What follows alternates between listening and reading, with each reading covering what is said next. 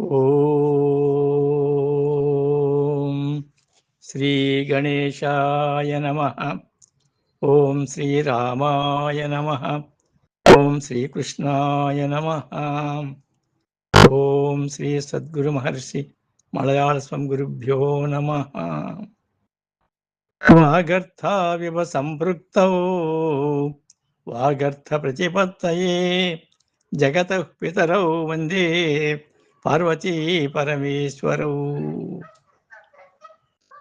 ఓం నారాయణం నమస్కృత్య నరం చైవ నరోత్తమం దేవీం సరస్వతీం వ్యాసం తతో జయముదీరయేత్.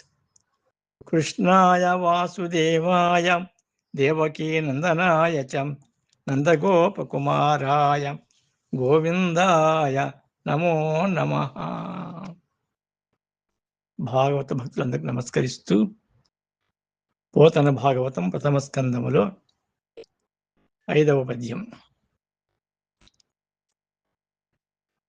పోతనామాత్యులు తన రచన నిర్విఘ్న పరిసమాప్తికై విఘ్నేశ్వర ప్రార్థన మరియు సరస్వతీదేవి ప్రార్థన, దుర్గాదేవి ప్రార్థన, లక్ష్మీదేవి ప్రార్థన గావించినాడు.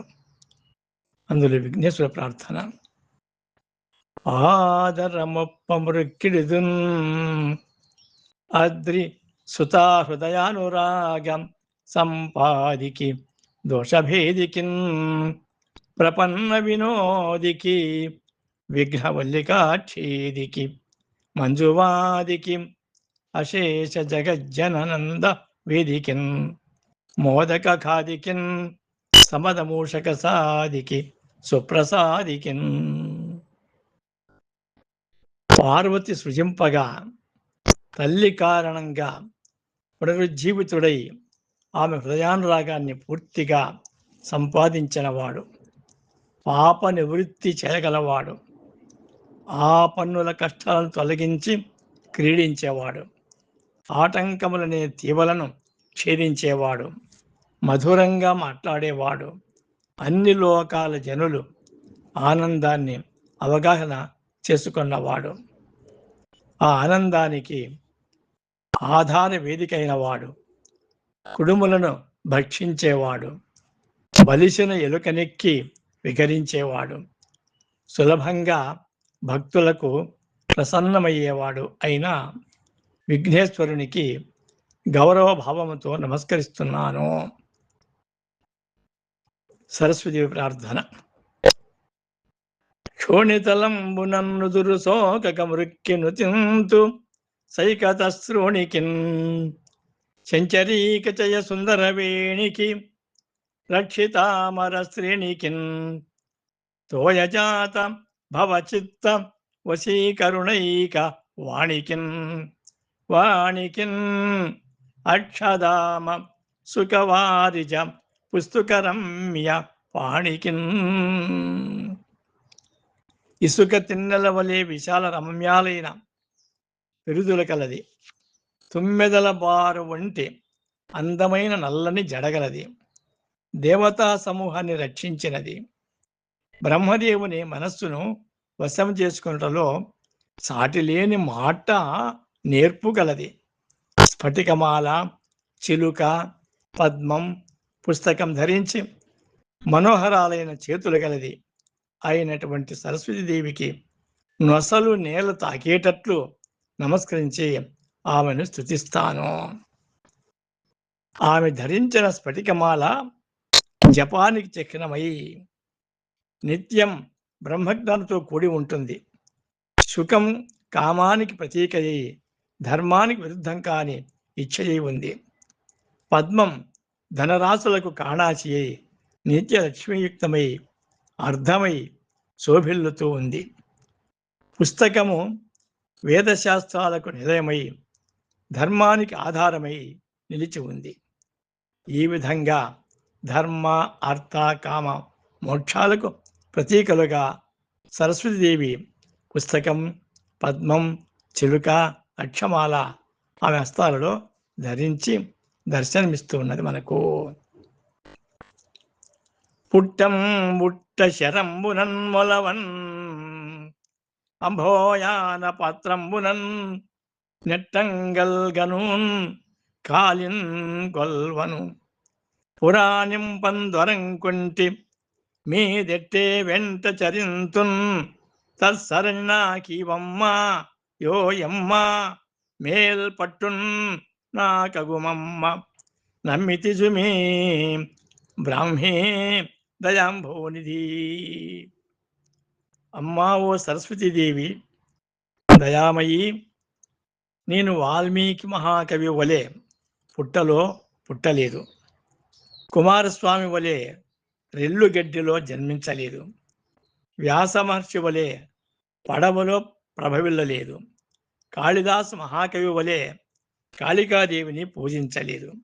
అయినా శ్రీమద్భాగవత మహాపురాణ రచనకు పూనుకొన్నాను.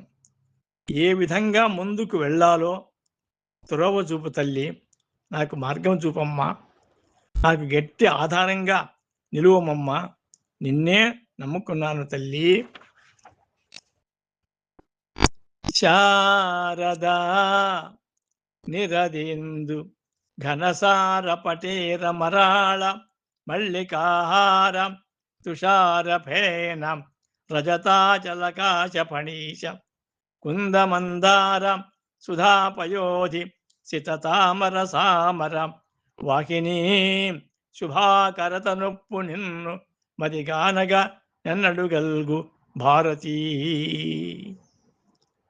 అమ్మా ఓ భారతీదేవి అనగా ఓ సరస్వతీదేవి, శరత్కాల మేఘము వలె, చంద్రుని వలె, కర్పూరము వలె, చందనము వలె, హంస వలె, మల్లెపూల వలె, ముత్యాల హారం వలె, మంచు వలె, నురుగు వలె, వెండి కొండ వలె, రెల్లు వలె, ఆదిశేషుని వలె, మొల్ల వలె, తెల్ల జిల్లేడు పువ్వు వలె, పాల సముద్రం వలె, తెల్ల తామర వలె, ఆకాశగంగ వలె స్వచ్ఛమైన తెల్లని కాంతితో ప్రకాశించే నిన్ను మనస్సును దర్శించే అవకాశం ఎప్పుడు కలుగుతుందో కదా తల్లి అని ఆమెకు నమస్కరిస్తున్నాడు.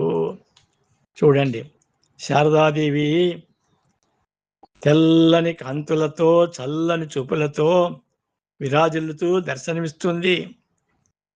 అందువల్ల సృష్టిలోని చల్లదనాన్ని ఇచ్చే తెల్లని వస్తువులన్నీ పోతన పద్యములో ఇమిడినంత వరకు ఉపమానంగా స్వీకరించి ఆమె ధవళ సుందరమూర్తి కళ్ళకు కట్టినట్టు మనకు చూపించాడు.